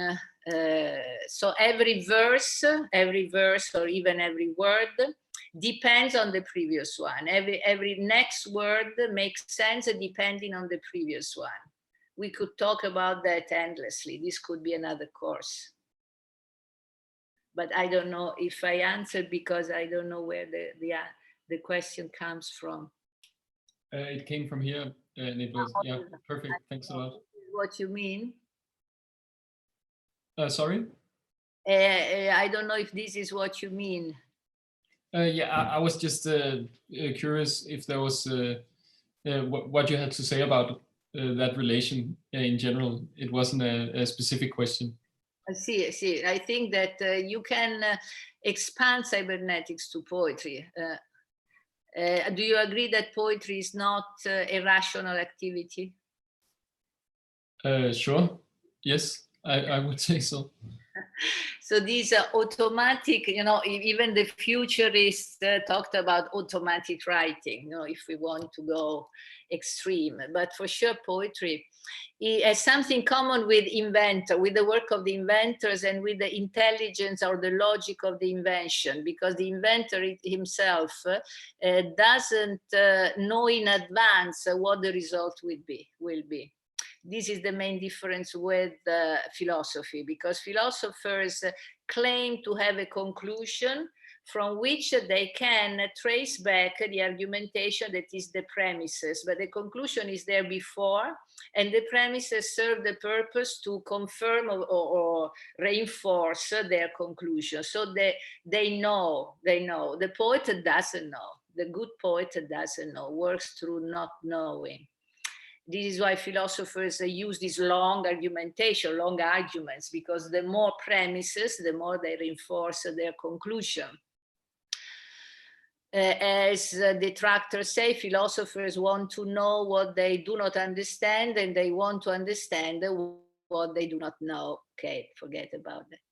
Said passive not as theoretical statement, but rather as loose common sense. This was just between Artemis and me, because I asked Artemis a question, what her question actually was about, because I didn't, yeah. Yes, there is a question from Levin, and it's a bit upper in the chat, and he asked, how would you engage with the Anthropocene debates from the theoretical vantage point of posthumanism and philosophy of man-machine interface? Anthropocene. I can't find, how would you engage with the Anthropocene debate from the theoretical vantage point of posthuman philosophy of man-machine interface? As I said before, Anthropocene is anthropocentrism. And of course, all of our efforts will be to deconstruct anthropocentrism. Spinoza, Leibniz, are they anthropocentric? I don't think so. Descartes is, but all of this is debatable. Whether for sure, but let's discuss that. Considering the human as the center of the world, the center of meaning, the privileged creature is out of doubt a nonsense, a rationalistic nonsense. Now we know that animals reason, have very smart reasoning. Philosophy man-machine interface. Okay, so man-machine interface means let's think of ourselves as a part of a greater machine, and not just as subjects governing, dominating, and manipulating objects of nature.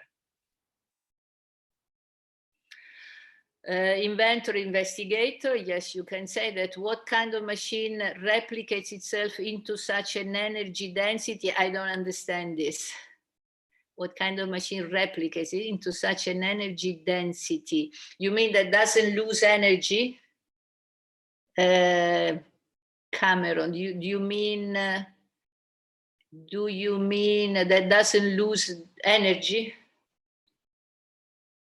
Yes. Well, of course, a perpetuum mobile, that is a perpetual motion, doesn't exist. We know that entropy is the case all the time. There's always some kind of losing energy in machines, however retroacting, however they can replicate their energy. But today we talk about negentropy, that is life. If we have life, if we have something rather than nothing, quoting Leibniz, it is by virtue of this ability to not avoid, to resist entropy. Through what? Through stratagems, through inventions, through technologies. So the technologies are actually the means through which we keep ourselves in life. But of course, there's no perpetual energy. I think, I don't know if the scientist of you can. Well, like for a house, for example, like to create a house requires a huge increase in entropy, but less than it would require to understand the house, I guess. It's kind of where like you could recreate a car, right? And you would probably need to know all the measurements needed to recreate that car, but like quantum mechanically, it could create a black hole, could it not? Like I wouldn't go that far. yeah, okay. Because I don't know. But yeah, again, outside of purview, I guess. the idea of reconstruction, reconstructing is negentropic. If this is what you mean. All of Leonardo's effort was to reconstruct nature technologically and technically. We'll see that next class. So reconstruction, why do we reconstruct? Why do we make robots that look like human beings? It's so ridiculous. But because by making them similar to us, we reconstruct our mechanism. And in a sense, we avoid death, or we avoid entropy by reconstructing and trying to understand ourselves. But thank you for your question. Too sophisticated for me. Sorry. Can I ask something else based on what you said on reconstruction? I was thinking, when was the moment that this mechanism of reconstruction, we could use the word mimesis of nature, like copy the mechanism of nature. When was it recognized as that itself and not as something which is only through reasoning, like something outside of nature? Very interesting question. I think in early modernity, the idea of reconstruct nature technologically converges with higher value of the invention, because the invention now is written down and it's mixed up with other inventions, and therefore here we have the starting point of the enormous development of technologies, the one sustaining the other one. And the reconstruction is based on reconstruction, the experiment is based. Okay, so imagine reconstructing for the sake of theater, okay, physique ludique, physique amusante for women, theater of physics. And then Galileo arrives, makes an experiment, that is, he makes a theater in his lab, in which he reconstructs not something miraculous or surprising that is an end in itself, but to demonstrate that what happens in the lab is self-similar to what happens in nature, astronomically speaking, microscopically speaking, macroscopically speaking. In Galileo, when they find out when they invent the microscope, they they make drawings of these invisible entities that they see through a microscope. This reconstruction is not just playful, but it starts being an experiment to show what really exists. Imagine that before the microscope, this table is just a compact entity, and then it becomes something filled with living beings. And today, of course, we know that it's mainly empty because it's made of atoms. So the reconstruction starts, is a game, is playful, and then it fades into this new figure of the scientist that uses it as an instrument for science. And science starts here. There's nothing like science before, let's say, Galileo or the ones who start making experiments.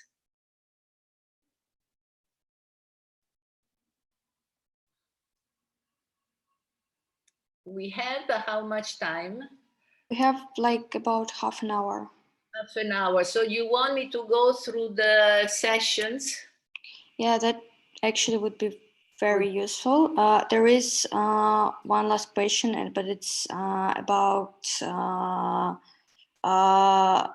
it's quite broad, and it's from Levin, and he asks to suggest books on posthumanism, cybernetics, and man-machine interface. Of course, I'll tell you, there are so many. I can suggest a few of them. I don't know, I can email you if you want to have a recent books. Cybernetics, there's an interesting one by Pickering. I'll tell you the link, you find it online. Neo-cybernetics. Man-machine interface, so much work. I'll tell you more. Recent books, you know, Katherine Hayles, one of the main theorists, and more, you know, I'll tell you. If you are ever interested in science or medicine or biology, I would suggest Lynn Margulis, but you know, if you want, I can write down the she worked in the States. She died a few years ago, and she has a kind of systemic theory of how natural selection works, a kind of complement to Darwinism, I'll tell you. Interface by Brandon Hookway offers an interesting take. I'll have a look at it. Brandon Hookway. Gabriel, thank you. Okay, so let's go session by session. Let me open the syllabus.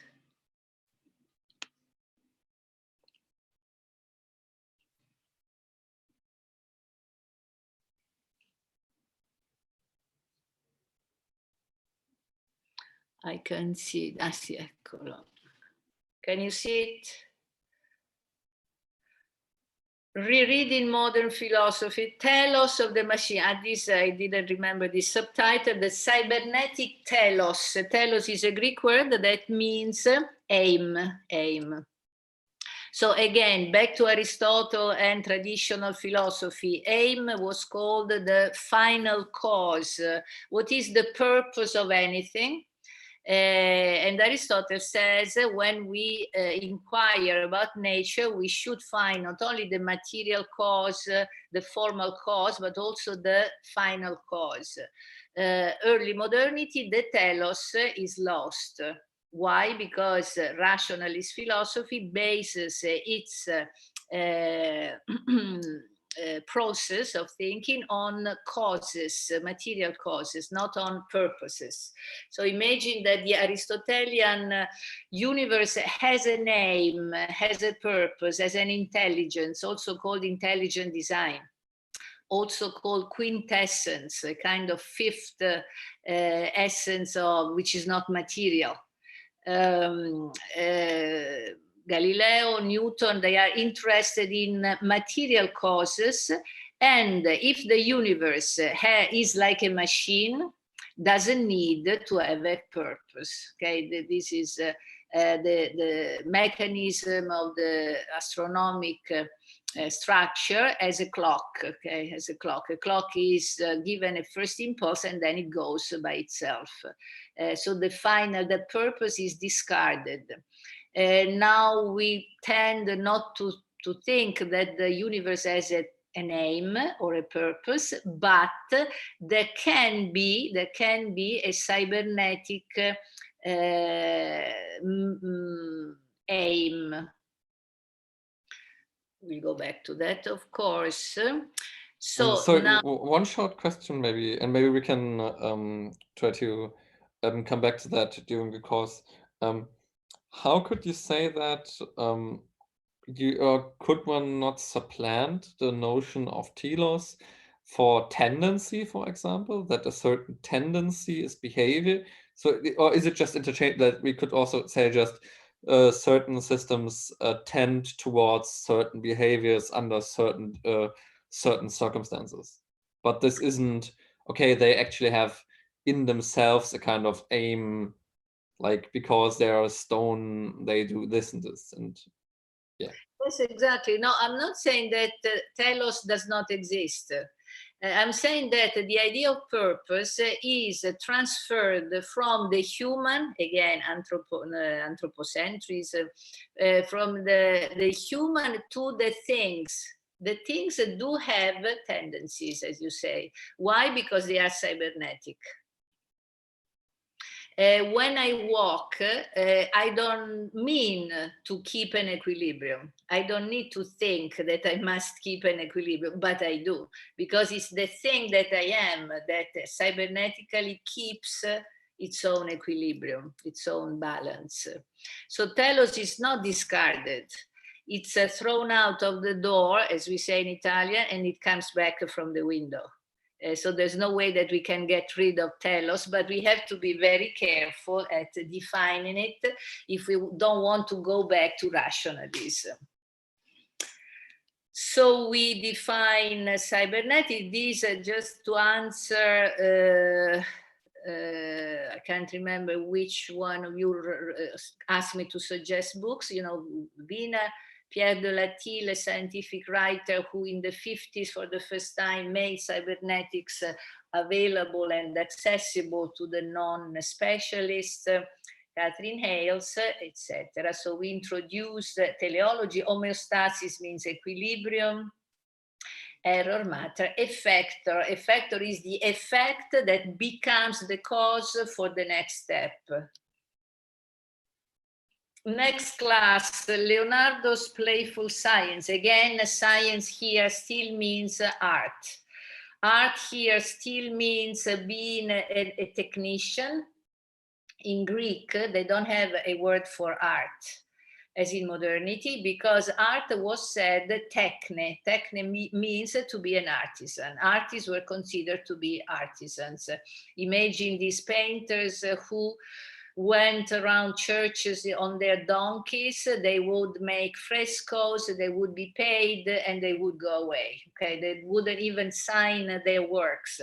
Leonardo, Michelangelo, Raphael, this is the first generation to care about signing their works. Maybe not Leonardo, or maybe he does, but you know, Leonardo is a strange type.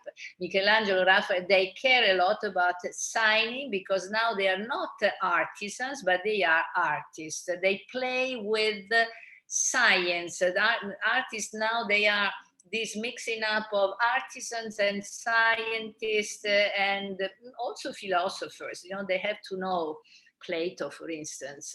So we study Leonardo. Why? Because it's a crossroad between the new reevaluation of the technicians, the new reevaluation of mathematics, philosophy, and we know that Leonardo is all of these and none of these. So incredible personality, incredible personality. So some say Leonardo was a scientist. For instance, the king Francesco I said he was a scientist, he was a philosopher.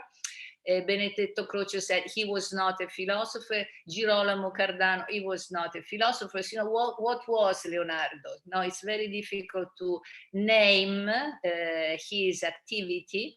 Doesn't have a name, but this is exactly why he is the pathfinder. He opens the way to new possibilities for knowledge, for cognition. So we'll see that. We'll see in detail Leonardo's notebooks. I think you should have his notebooks, but please email me and I can send them again, because most of the time I find these books, I already have these, not books, these readings scanned, or I find them online, so you don't have to look for them. Just ask me and I'll send it to you. So we'll have parts of the notebooks to read together. Yes. One short question. Should we like assign the presenters now? And is there anybody who would like to present on Leonardo's notebooks? And is there anybody who would like to respond to the presenter? Well, being the second, okay, Artemis. Artemis, you would? So Artemis, you would like to read Leonardo and present? Yeah, I don't have a problem either responding or presenting.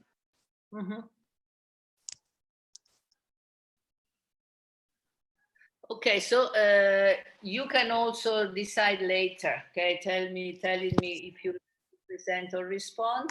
So the structure of next class, I would like it to be like this: prepare a short comment, each of you. You tell me your comment about the general structure of the course, or focus on one particular argument in the PowerPoint. 5 minutes each. I would like to listen from each of you, and then I will introduce Leonardo, and then Artemis can do a presentation. And if there are more, you know, to present, we can do this. Will there be any respondents to Artemis' presentation? I can respond if it's needed. Who? Eric? Aladdin. Aladdin, okay. Good. This could be the second part of the class. Okay. Can I ask which exactly is the text? Because I saw some in the classroom, there are 3 that are kind of locked. And I don't know why. I will ask Sasha about this. Yeah. Okay, so the text is called Leonardo's Notes? Leonardo Notebooks. Notebooks.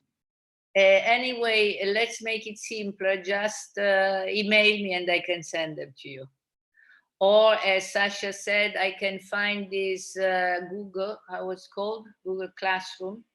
This Google Classroom, and there is Leonardo's notebooks are on the Google Box, Google Drive. So they're there. Okay, let me try to post everything there. Okay. Sasha will tell me how to do it. So everything that we do will be posted there. All the okay, readings. yeah, just do it. Let's just do it after the class. Okay, after the class we can do that. So where is the cause of the phenomenon? Okay, so this is the rationalistic invention. No, sorry, the cause of the phenomenon.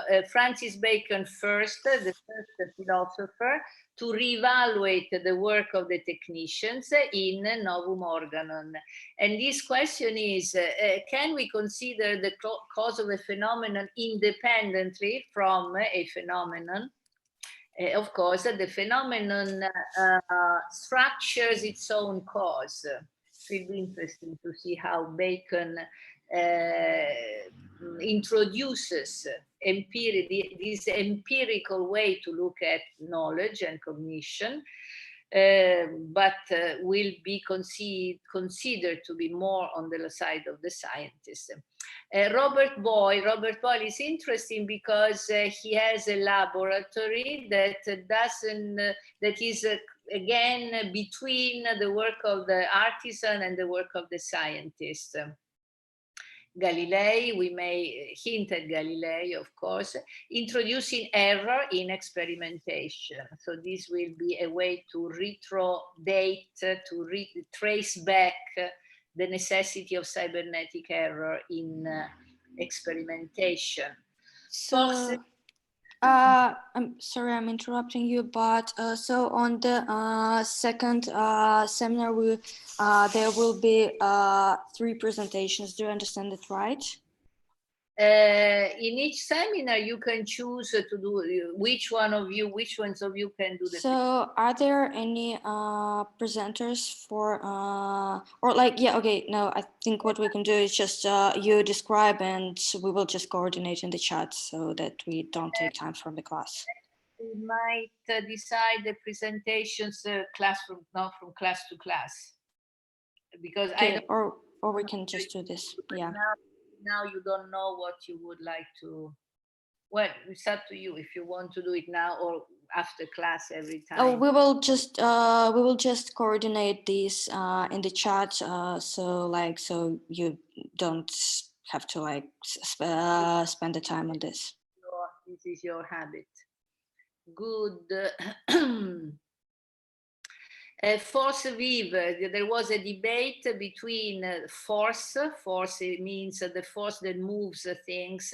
Is it inertial, that is morte, dead force, or a living force, a life force? So we have Descartes that decides for inertia, that is, there's no inner force in things, and Leibniz, who says that there is an inner force in things. So we'll study this debate. Émilie du Châtelet says, Mr. Newton is wrong.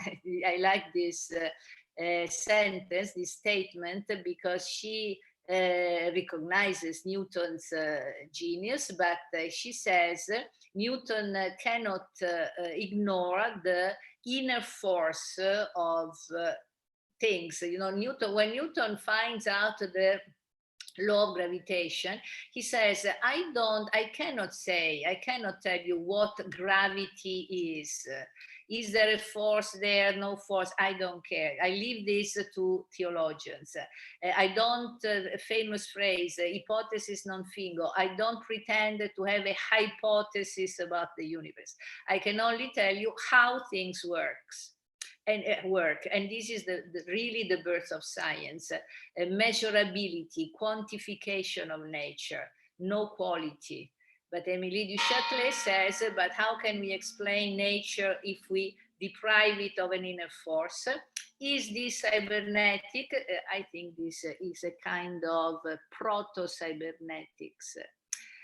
What is matter? I like this, Spinoza versus Descartes. So Descartes will be, maybe we don't need to read Descartes, we'll see that. Will be our polemical object, Spinoza and Descartes. What is matter? Is matter just the passive automa of the mind? Or is matter what contains its own reason to exist? Interesting. Spinoza is an infinite. This is exactly why I thought of this course, because Spinoza and Leibniz are so great to read. They're so fascinating. Can we update them? It's a bet. Cybernetics in the human world. In this class, we are making it human. We consider cybernetics in the human world, that is Machiavelli, the political. Machiavelli is the one who has the courage to describe the intelligence of the prince, the intelligence of the dictator, today we would say. So at the same time, we may reject him as if he were justifying dictatorship, but at the same time, this description of something that automatically makes itself cannot be ignored. Machiavelli is the one who is so useful for description. Vico is the one who introduces a new science, what he calls a new science, which is history. He says we cannot know nature at all, but we can know only what we make. What do we make? History. And therefore this making is a reevaluation of the technique of observation, is a possible way to redefine Vico's new science. And Adam Smith, as we said, Adam Smith is the father of political economy, of economy as something that enters politics, is not indifferent to politics. And economy is analyzed in its self-making, its self-referential character. Could be called autopoiesis. I don't know if you know this term. It's a systemic term, autopoiesis, something that makes itself, which is the core of capitalism. So we have a lot to discuss. Verum factum theory, which means what is true, verum, is depends on what we make. Can be read as a new modern relativism. Can we be not relativist. We can also, Adam Smith can lend himself to relativism. Can a machine have a name? Here, okay, to answer Eric. So you see that we are not discarding aim, but we are finding aim in a machine. La métrie d'Alembert, Diderot. Diderot is the one which who with d'Alembert they make this encyclopedia of the arts and works. So work becomes the new focus, the new interest. Why? Because of commerce and industry. We are starting the Industrial Revolution. But Diderot writes this kind of science, theory fiction dialogue, in which he imagines that d'Alembert, his colleagues and friend, is dying. And it's as if d'Alembert, by being ill, deeply ill, he enters a kind of delirium. And in this delirium, he actually expresses a new philosophy of nature, in which, again, something makes itself. It's a wonderful dialogue. We will have fun reading it. La métrie, man-machine. Man is like a machine. So we will discuss whether this machine or man-plant can make itself or not. We'll discuss it. Destutt de Tracy, Antoine Destutt de Tracy, is very interesting. He's called an ideologue during the French Revolution. Ideologue was had a negative connotation given by Napoleon to these philosophers who, of course, empiricist philosophers who thought that any cognition happens in sensations.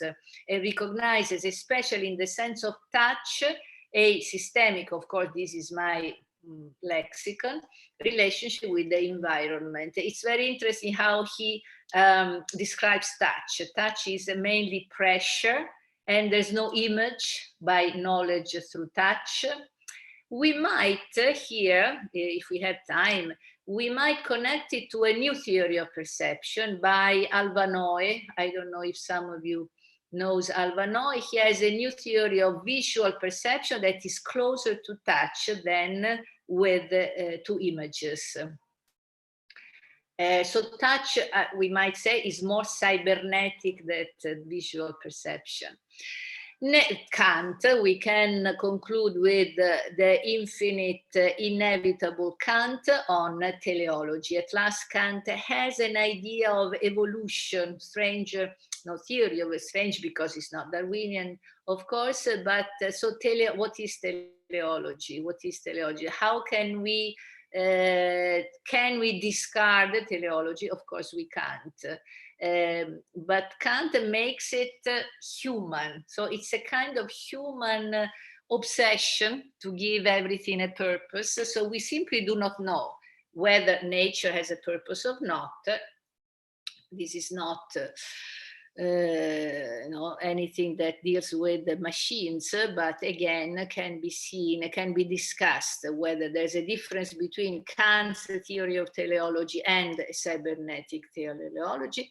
Conclusion: the natural is an invention of the artificial, just reversing the usual idea that the artificial is opposed to the natural. Something artificial, something else is natural.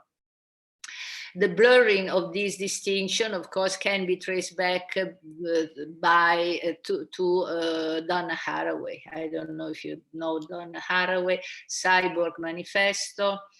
So nature and technique, nature and artifice are not opposed to one another. Men and women, body and mind, okay, all of these oppositions are the legacy of rationalism. Nietzsche, we might touch on Nietzsche, so much depends on our discussions, if you like, but Friedrich Nietzsche is another one who deconstructs rationalism, of course. Katherine Hayles, Evelyn Fox Keller. So some of the suggestions that Robert, I can't remember who asked me suggestions, is here, but I'll tell you more. assignments, elaborations on our topics and presentations, one research paper, maybe when we are in the middle of the course, you'll tell me when you're ready to write a research paper, and the final paper or presentation, depending on your habits. I don't know what you usually do at the end of the course. Usually it's done the way that we write a paper in the end, and like in the beginning, it could be done as that people could email you and discuss with you possible paper topics, and then write a paper. And yes, another question, there is someone asking, will there be one or two presentations each week? And I think it's up to you to decide. So what do you say? I need presentations, otherwise I should speak for 2.5 hours, and it's not, I don't know if I can afford it. And of course there must be as much interaction as possible. It is a seminar. So I don't know what can we think of 2 presentations and the usual format is that there is one presenter and one respondent, and presenter speaks for like approximately 15-20 minutes, and the respondent speaks about like 5, maybe 10 minutes, like the longest. And so, like, answering to Jack, Jack, would it be okay if you would be able to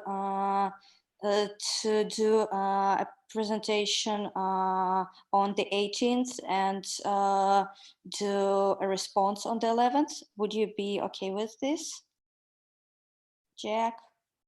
Jack? Yeah. Yeah. So I'm fine going on the 18th. What exactly are the responses? Is that a prepared statement, or is that just reacting to whatever the other presentation? It's well, you do have to read stuff, and you do have to think about this, but it's more of a reaction. Okay. Yeah, I mean, I'm good presenting on the 18th and responding on the 11th. That's fine. Okay. So yes, we're slowly running out of time. And so we will coordinate all the responses and the presentations in the chat on Facebook. Brunella, thank you so much. And any final words, statements, and so on. Okay. So, so I think the structure of each class is clear.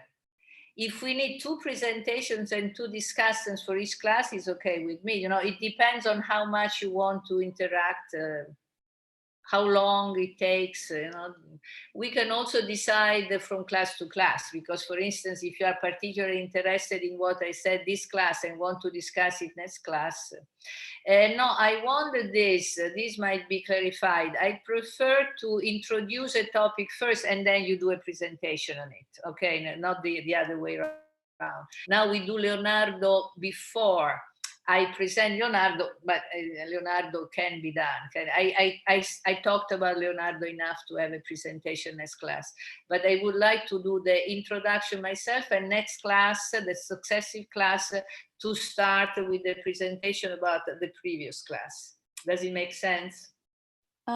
Yes, it does. Yes. And we can modify, you know, also the syllabus is indicative, because if I see that you are particularly interested in something, I can modify the readings, okay, add or take off something. Depends much on your interaction. Okay, thank you very much. For any kind of questions, email me. I hope you have also my Gmail address. I find the new center address in the Google.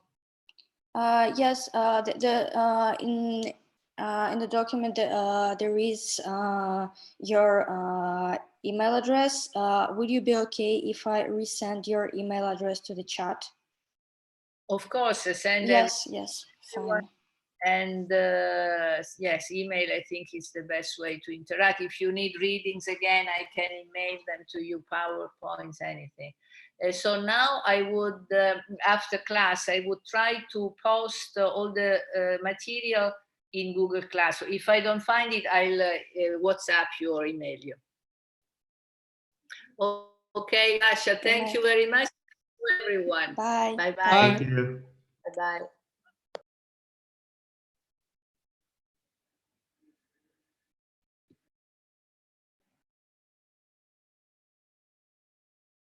Thanks, Brunella. Thanks.